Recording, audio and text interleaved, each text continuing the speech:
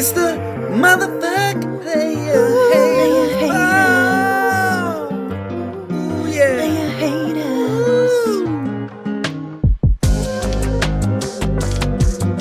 Good evening, ladies and gentlemen. I am your host, Casey Dobson.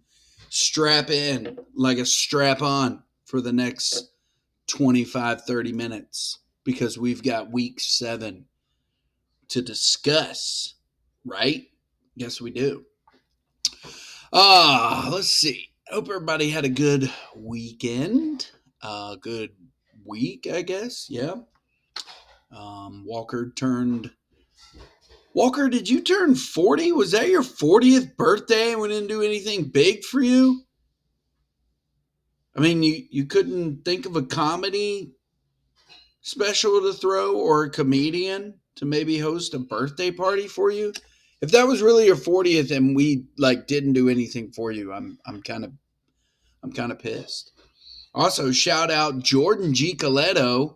Nobody could tell him, don't fucking do it, man. Don't fucking do it. Nobody. Nick, where were you at? Congratulations. Good things. Mazel, mazel. Good things. Good things. Oh, yeah. There we go. Jordan G. Coletto got married. What else happened in the world?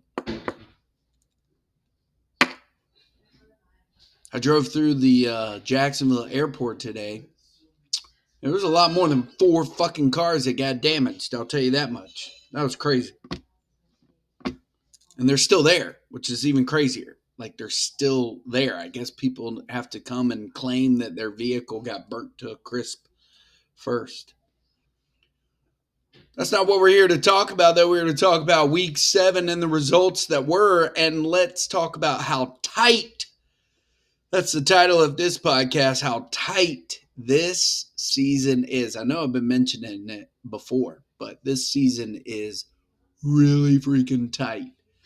So it's going to be interesting coming down to the wire, it appears, because this is, if you're in the, let's just say it too. Jesus, how are you number 1 right now? Other than the fact that we'll get into what happened last week with Nick's team. But goodness, okay? We did not see that coming. We got Jesus. He's alpha right now. Let's keep talking. All right, so last week, week 7 went like this. We'll start, you know what? We'll start from the bottom because at the bottom of my screen, Jesus and Eric went at it. Eric, I don't know. The hole keeps getting deeper for you to try to get out of. Pretty good batting stats for you in the first 3 categories. You won by 10 RBIs, by 12 runs, couple of extra home runs. Couldn't get the stolen bases. Average in OBP, not where you want it to be. And where you want it to be is in your favor. And it was not. Pitching stats, this was a war of who could get the highest ERA. And Eric, at the beginning of the week, looked like he could not come back from the disastrous Tanner Houck ERA. Taj Bradley gave him a nice one. Robert Suarez gave him a pretty little one. And then a couple of times, old homeboy Jesus said, hold my beer, Zach Eflin, Sonny Gray. It was a matchup of Sonny Gray and Aaron Nola. And they finally said, Aaron, go take a break. I just want to point out that Jesus has been trying to offer up Aaron Nola like a fucking prostitute with only one more life to give in that lining of her vagina. And his prostitute has been Aaron Nola. I think I already said that. And yeah, he just keeps offering that dude. And I'm just fucking ducking and dodging that dude. Like, Aaron Nola's going to get it back, man. Aaron Nola's going to get it back. And I just thankfully keep saying no. Yeah. So, but whatever. But Pete Crow Armstrong, man, I really do. Jesus, he offered him to me. earlier in the year, and I was like, nah, I don't want him. That Pete Crow Armstrong dude has been putting up world beater numbers. He's getting it done. Speaking of somebody that's on the Cubs that's going to get them done that I dropped, and now I'm kind of regretting a little bit. Matt Shaw looks like he's going to be coming back. He's probably coming back this week, as a matter of fact, because there is a rumor out there that the Cubbies are in on Ryan McMahon. There is talks with the Colorado Rockies of bringing Ryan McMahon to Chicago. And Matt Shaw has got to come up and prove it before they pull the trigger. It's just what I heard. Anyways, Jesus took down old Eric 7-4. It was, again, just a balance of who's going to have the highest ERA and the highest whip. But it ultimately ended up being too high for Eric to come down from. And Jesus was able to hold him off just enough. 7-4, your final score. Rayford Peaches taking Jason down to the woodshed, 9-2. This was an ass beating. And Jason did his best impression of Jason by streaming again on a Saturday night and got himself a quality start, which tied up the quality starts. Or no, excuse me. Tied up the wins, got himself a win, but he is a streaming queen. That's what we should call him. Stream McQueen is old Jason. Saturday night, it's a special night. Saturday night, special. Streaming. You should have your own little like podcast. Streaming on Saturday night with Jason. Just come in with that little, but Rayford Peaches did the damn thing. 29, 12, 36, and 8 stolen bases. She took every single one of the batting categories. And then she went and grabbed ERA and whip. She mistakenly, during a doubleheader day, left off some stats, but she didn't really apparently need them. But yeah, when you leave off some stats that what was it? Lars Nootbaar hit a home run. He batted .375 in that doubleheader. Nick Castellanos got her a stolen base, 2 runs, a run, and Bryson Stott got her a run. She left all that to fate on Wednesday. But again, proved she didn't need them to take out old Jason. And so Jason looking at 8th place now. I believe she decided, hey, you want to come down here and hang out?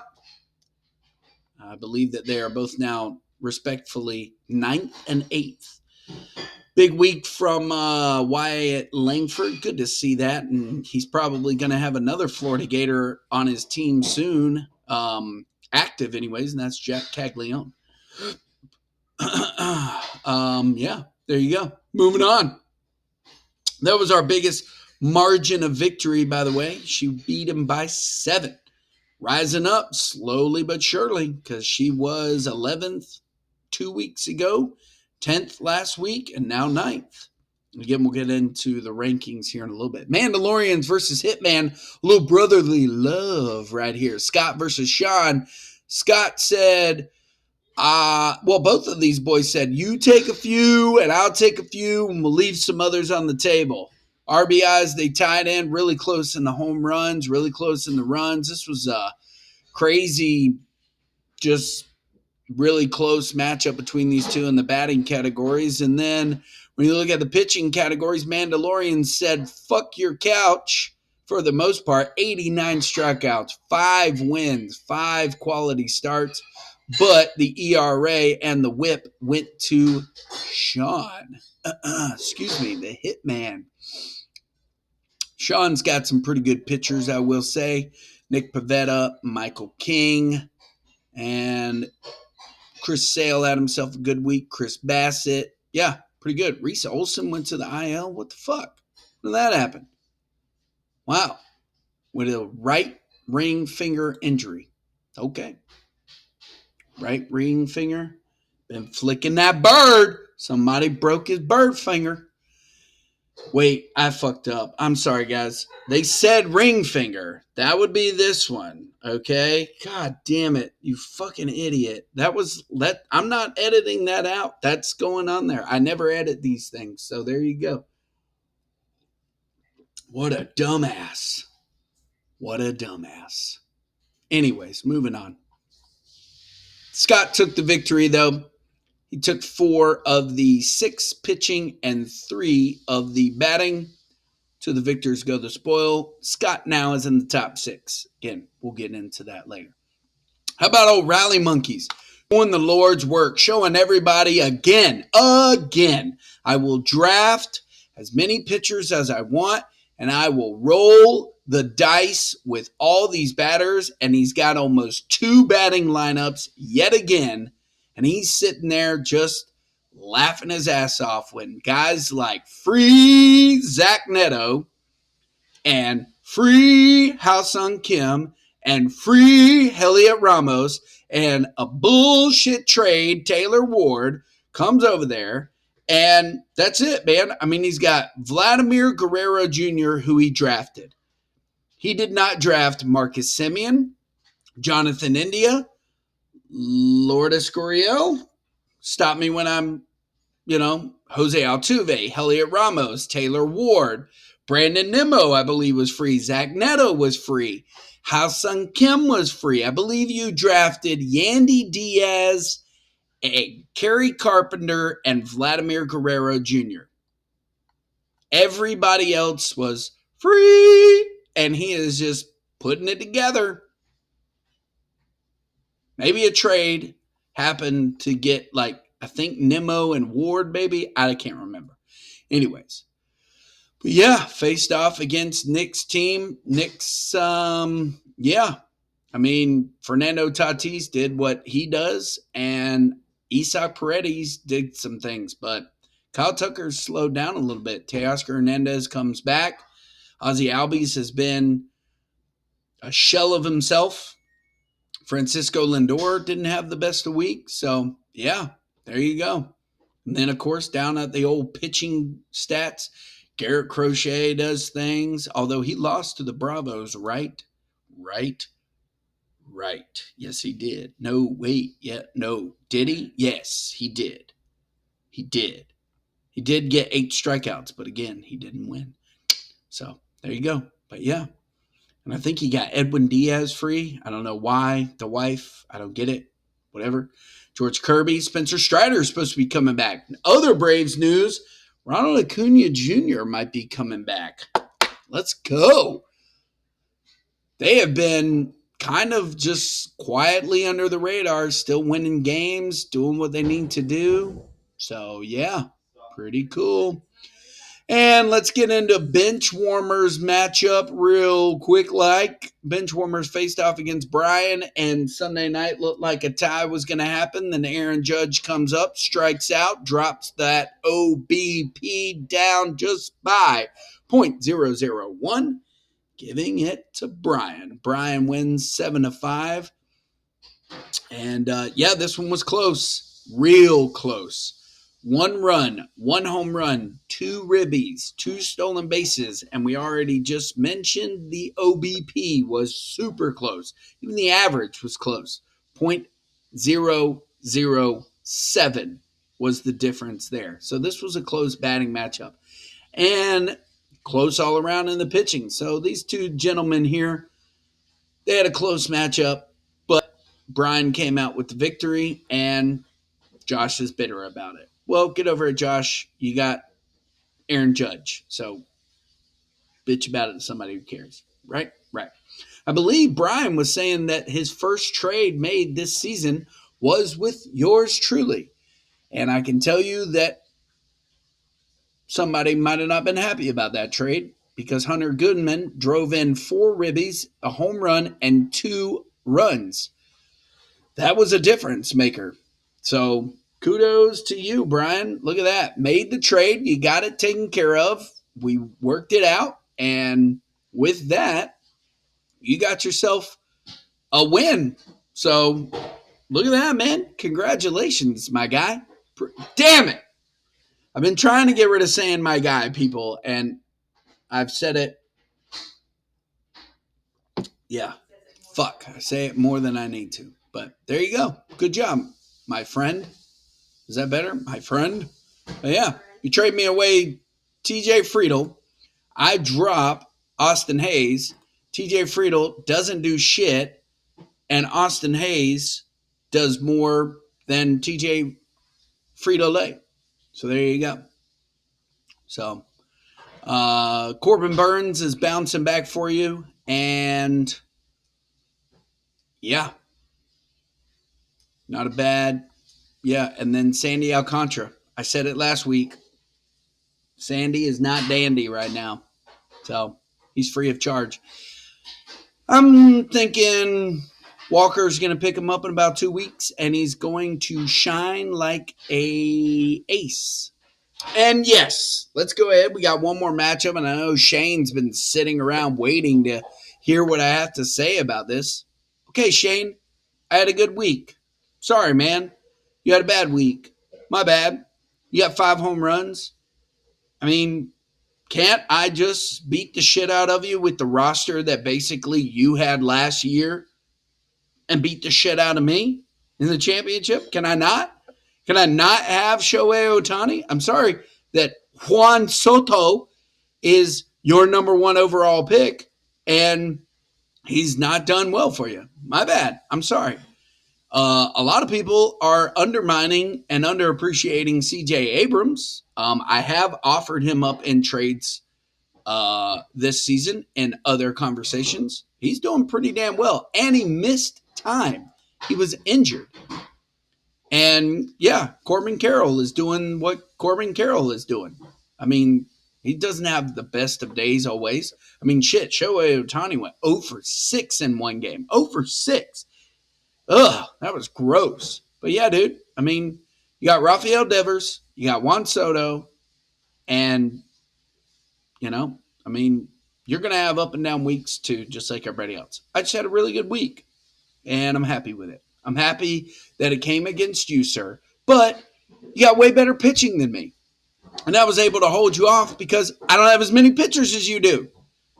And yeah, me saying like, oh, you know, you're predicting the score. Okay, it was pretty damn close.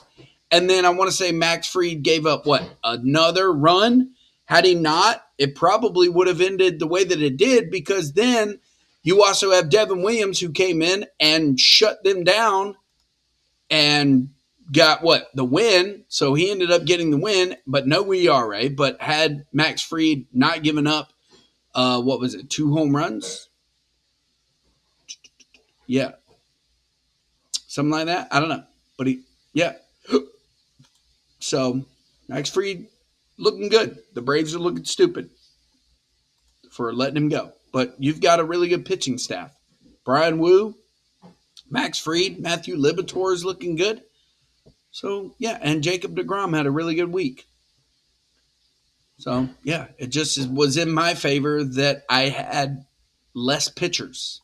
That was it. You had 5 on fucking Sunday. You know, can't really compete with that.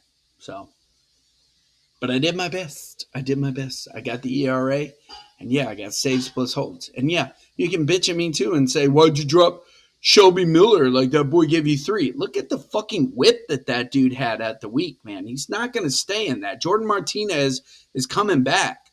Okay? So don't judge me on my moves. I only got 12 of them left. So, yeah, there you go. 8-4 was your final score between Shane and I. Moving on, let's look at this week. Week 8, here we go. Oh, it's already 3-1 against me, and yeah, because I got a batting average of or OBP of 1,000. Let's go. No, wait, that's the Hitman. I've got Mitch Keller. Ugh, I fucked up. Shouldn't have done that. Anyways, what are we talking about here? What are we talking about? Oh, we got lives. We got live stats coming in, but that's not what I wanted. I don't want the live stuff right now. Let's do it. Where are we going? Hold on. Scrolling down. There we go. Week 8. Let's talk about it. D's Nuts versus Sean's the Hitman. We're facing off against each other right now. Sean's going to do what his brother couldn't do last week. That's right. That's a little tidbit there for you. Because according to Shane, what my offense did last week will not be duplicated this week. Okay. Trippin' Billies will face off against Rayford Peaches, so Shane's hoping to do to at least one in the Dobson household what he tried to do last week.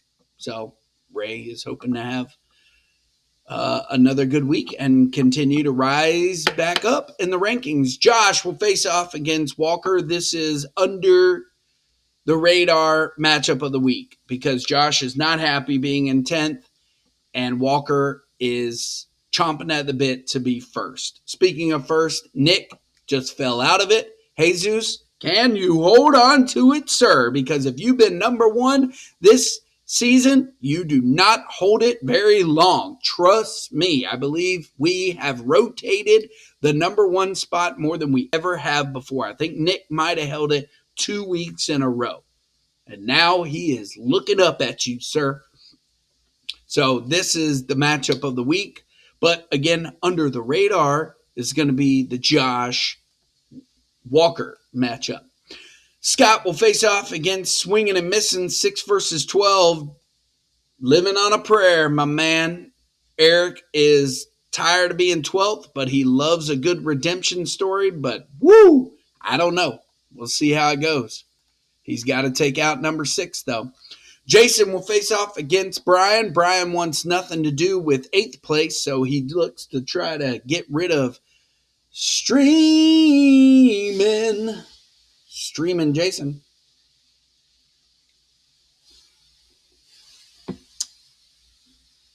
You heard it here. Brian, pay attention. Jason's going to stream on you Saturday night. Go ahead and look ahead. So there you go. Got 2 matchups of the week. 1st versus 5th. And Josh versus Walker. So it should be interesting. Should be a good week. Let us look at how tight this league is right now. I've said it before and I'll say it again. This is a season that is going to be remembered. Oh, look at that. Mitch Keller's already given up 1 run. Thank you, Mitch. Yeah, fucking bitch. I knew I shouldn't have asked for him. I'm waiting for Bubba Chandler, but who knows what he's going to be. That's another thing, man. These rookies, golly, are they hard to figure the fuck out.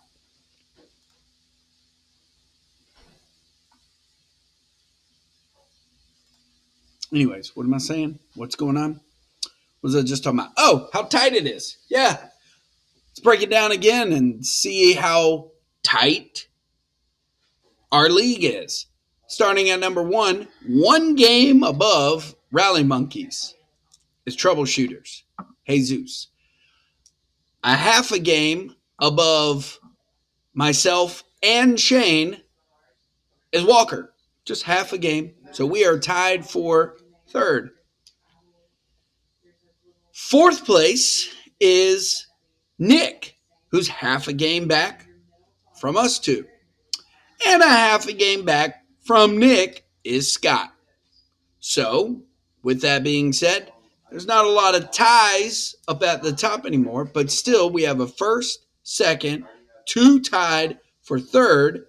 Nick is 4th, and 5th is Mandalorians. Therefore, Brian, you are the unofficial official 6th, but you're sitting in 7th place. And you also, sir, are half a game back from Mandalorians. I should have called this fucking podcast a half.